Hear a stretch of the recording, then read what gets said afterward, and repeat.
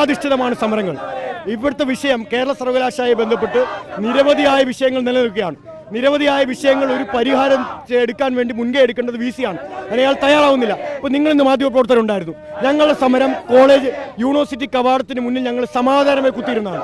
പക്ഷേ സെനറ്റ് യോഗം ഇന്ന് സെനറ്റ് യോഗമുള്ളതും മഹാദേവൻ പിള്ള സാറിന് അനുസ്മരണമുണ്ടായ സമാധാന സമരം സംഘടിപ്പിച്ചു. സെനറ്റിൽ SFIയുടെ പ്രതികൾ ഈ വിഷയം ഉന്നയിച്ചു. ചർച്ച ചെയ്യാൻ തയ്യാറാവണ്ടേ? ചർച്ചയില്ലെങ്കിൽ പിന്നെ അതിശക്തമായ സമരമാണ്. അതായത് VC പുറത്തിറക്കാൻ അനുവദിക്കില്ല എന്നാണ് നിലപാട്. അതിശക്തമായ സമരം. അദ്ദേഹം ചർച്ചയ്ക്ക് തയ്യാറാവുന്നതുവരെ, നീതിയുക്തമായി വിദ്യാർത്ഥി വിഷയങ്ങൾ കൈകാര്യം ചെയ്യാൻ അദ്ദേഹം തയ്യാറാവുന്നതുവരെ അതിശക്തമായ സമരങ്ങൾ പല രൂപത്തിൽ SFI നേരത്തെ നിരന്തരമായ സമരം നടത്തിയ സമയത്ത് മോഹനൻ കുന്നുമ്മൽ യൂണിവേഴ്സിറ്റി ക്യാമ്പസിൽ വരുന്നില്ലായിരുന്നു. പക്ഷേ ആ സമരത്തിൽ ഒരു ലൂസ് വന്നപ്പോൾ, അല്ലെങ്കിൽ പ്രതിഷേധത്തിന്റെ രീതി മാറിയപ്പോൾ അദ്ദേഹം വരാൻ തുടങ്ങി. ഇനി നാളെ മുതൽ മോഹനൻ കുന്നുമ്മൽ ക്യാമ്പസിലേക്ക് വരികയാണെങ്കിൽ SFI തടയുമോ ഇല്ലയോ? അത് പൂർണ്ണമായും നിങ്ങളുടെ മാധ്യമ സൃഷ്ടിയാണ്. ഈ സർവകലാശാലയിൽ 36 ദിവസം വരാതിരുന്ന VC വരാനുള്ള കാരണം എന്താ? SFI സമരമല്ലേ?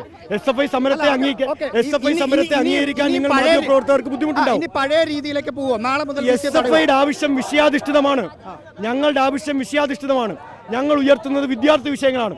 അത് പരിഹരിക്കാൻ സർവകലാശാലയുടെ വൈസ് ചാൻസലർ ചർച്ച നടത്തണം. ബന്ധപ്പെട്ട സെനറ്റ് അംഗങ്ങളുണ്ട്, സിൻഡിക്കേറ്റ് അംഗങ്ങളുണ്ട്, അവരോട് ചർച്ച നടത്തണം. ജാതിവെറി നടത്തിയ ഒരു ഡീൻ അവിടെ ഇരിക്കുകയാണ്, അവരെ പുറത്താക്കണം. വിഷയാധിഷ്ഠിതമാണ് സമരം. എടുക്കുന്ന തീരുമാനങ്ങൾ ചാൻസലർ കൂടിയായ ഗവർണർ അറിഞ്ഞിട്ടായിരിക്കില്ലേ? ചാൻസലർ അറിഞ്ഞിട്ടല്ല, ഇത് RSS എഴുതി കൊടുക്കുന്നതാണ്. RSS ആണ് ഇവരുടെ രണ്ടുപേരുടെയും ചരട് നിയന്ത്രിക്കുന്നത്. RSS എന്ത് എഴുതി കൊടുക്കുന്നോ അത് വായിക്കാൻ വേണ്ടി മാത്രമാണ് വന്നിരിക്കുന്നത്. RSSന്റെ സംരക്ഷണയിൽ എന്നും കറങ്ങി നടക്കാമെന്ന് വിചാരിച്ച ആൾക്ക് ഇന്ന് തലകുമ്പിട്ട് സെനറ്റ് ഹാളിൽ ഇരിക്കേണ്ട ഇത്ര നിങ്ങൾ കണ്ടില്ലേ? ഇന്ന് തലകുമ്പിട്ട് കാറിനകത്തിരിക്കേണ്ട ഇത്ര കണ്ടില്ലേ?